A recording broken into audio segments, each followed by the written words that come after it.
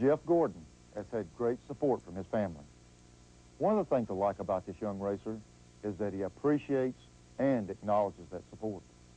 Oh, I tell you, if it wouldn't have been for my stepfather and my mom, I don't think I would have been here today. I would have never won any races. You know, they were kind of going on a long shot too. They didn't know that I was going to be here today and still be racing and being as successful as I've been so far. But they believed in me and they believed in themselves, and I tell you, they've done a world for me and have made me what I am today, not just as a race car driver, but as a person. We have a unique situation. Jeff has a mom that's probably the biggest driving force in his whole career, and probably my greatest motivation to continue motivating or helping Jeff. He creates his own motivation. Once you meet Jeff and you go to the race with him, his constant, relentless desire to succeed draws the best out of everybody. He says, I motivated him. He motivated me. His mom motivated both of us. Jeff's special relationship with his stepdad is seen in every aspect of his racing career, from building cars to dealing with the sponsors. John is the one person he feels he can always turn to. That's so much common sense, and he's taught me so much, and he made me work on those cars, and he made me learn. You know, he'd help me go out and talk to another driver and talk to this person, or go out and talk to sponsors. I mean, he taught me so much just about racing in general, not just the race cars. When he was 5 and 6 years old, I'd say, what's the car feel like? And he'd try to tell me what the car feels like. So I'd kind of scratch my head, and I'd say, well, I'm going to change the car. You tell me what it feels like when I change the car. So I would make a change in the car. He'd come in, he'd say, gee, Dad, that's worse. Well, I didn't know what was better, so I'd go the opposite way, and he'd come in and say, that's better. As he got older and he began to understand things better, we started teaching him more about the mechanics, the strength of bolts and different things of that nature. And we started having him actually put the cars together so he knew the actual components of the car.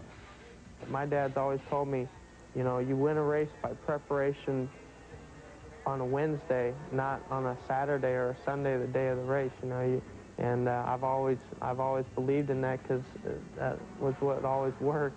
Jeff's stepfather, John Bickford, is one of the most intense, one of the most intelligent men that I've ever met in racing.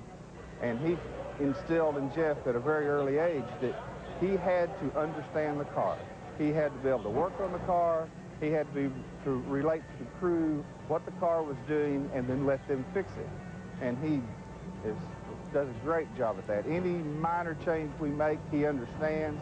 He understands how the car reacts to it. And I think that's going to be a big part of his success down here. We can make a great team because Jeff can come in and he can relate to the car owner or the chief mechanic exactly what the car needs. He has a tremendous talent for that. He's had a lot of success at a very young age. He's grown as a competitor, as a strategist, and as a mechanic. What does not seem to have grown is the size of his head. Through all the success he's had, you don't ever find him any different. He'd win 98% of his races in quarter midgets, and he was exactly the same kid as he was the day before he won his first race. And I think that's been a real help to him in his career, because he is a humble, quiet, gentle individual until he gets in the race car. And then he'll run wheel to wheel, fender to fender, bumper to bumper with anybody. Now, they constantly try to say, hey, Jeff, no, you better keep your head screwed on tight. Don't let it get, you know, big. Yeah, there's some good things happening, and, you know, just take it one step at a time. Don't let it all get to you. And so far, it hasn't, and that's what I'm striving for right now. I just want to get to the top, and I know that if I get big-headed now, you know, I'm never going to get there. Staying on top means winning races, and the pressure to do well on race day is something every driver has to deal with. And like all racers, Jeff knows that he's got to do it alone.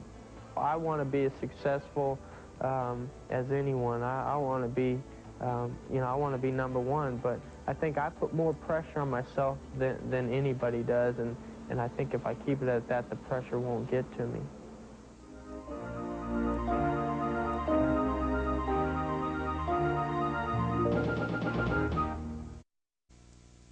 Jeff Gordon has been called the future of auto racing. For a while at the end of his first season, it looked like the future would involve a Winston Cup ride. He was offered one after just one season on the Busch Grand National circuit. Most racers his age would have jumped at the chance. Jeff turned it down. Listen.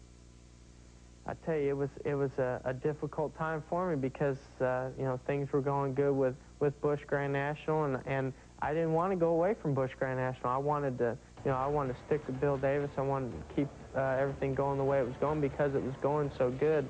But then when you get offered a Winston Cup ride and you know that everything you're working for is to get to Winston Cup, and all of a sudden you're offered a Winston Cup ride, and you're saying, boy, if I don't take this, how do I know if I'm going to be offered another Winston Cup ride? Well, he called me and asked me to come down and meet with him and Cale Yarborough, who had extended an offer to him. And we looked the whole package that Cale had to offer over, and we looked at where Jeff was at current time in Busch Grand National.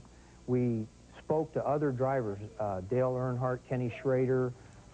We listened to the advice of Bill Davis, the car owner he was driving for, and I was suggesting to Jeff that we talk to all these people, but we look and we listen to what everybody had to say, and I said, then you go to bed and you make a decision, you tell me what that is, and I'll back you 100%. He could have handled it. He could have stepped into that car and probably handled it real well, but there was not a need for that. He's got plenty of time. He was, I guess he was only 19 at the time. He's only 20 now. And his career has been structured, and there's no need for him to get in a hurry. It wasn't the right time for me. I think that I know how much I learned in my first year with Busch and how much more that I've got to learn and how much more I need to learn before I even make that step to Winston Cup. That's a major step, and I don't want to take it too soon, and I want it to be the right time, and I want good things to come out of it. Did you ever think your career would grow this fast? No way, no way. It's amazing how far it's come in the last year, in the last 2 or 3 years. You know, I just thought I was going to be a kid racing midgets and sprint cars for the rest of my life, and you know, I guess it happened so fast and everything was going so well, and you know, I don't want to break that momentum. I want to keep it rolling and keep going, and hopefully things will get me to the top. It's hard to leave the cars that got you where you are, but Jeff knows which car will take him where he wants to be. Before Jeff goes all the way, he's going to have to complete the transition from open wheels to stock cars. I don't want to ever forget the good times that we had with the open wheel cars. So, but I got to limit it. You know, I really, right now it's a time for me to concentrate as much as I can on the stock cars. And I mean, Winston Cup is where it's at, and that's where I want to be. And if things keep going the way they're going, I think we've got a real good chance at being there.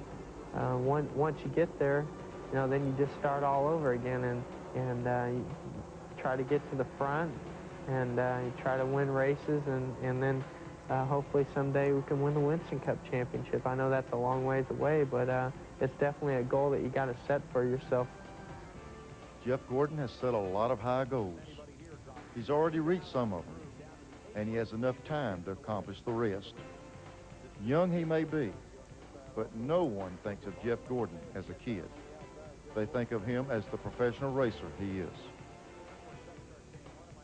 All the drivers that win, all the drivers that have been successful, I've wanted a pattern after that. You know, I wanted to go out and win and do my best, and I felt like I was in a different category all the time because I was always the young guy. I was always the kid.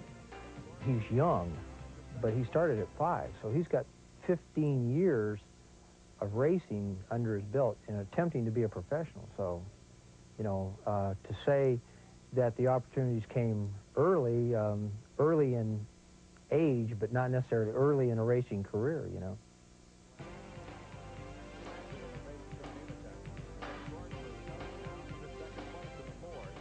I think down the road, I'm going to have a lot of experience and still be one of the younger guys. You know, when I'm 30 years old, I'm going to have a lot of experience, and I hope that that just means a lot of success and for a number of years, and I hope I can be winning races when I'm 51 like Harry Gant.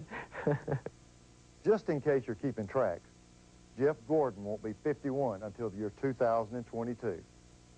Hey, I can't even count high enough to figure how old I'll be in 2022. Now, y'all come back next week while I'm still the young, exciting, and dashing Neil Bonnett.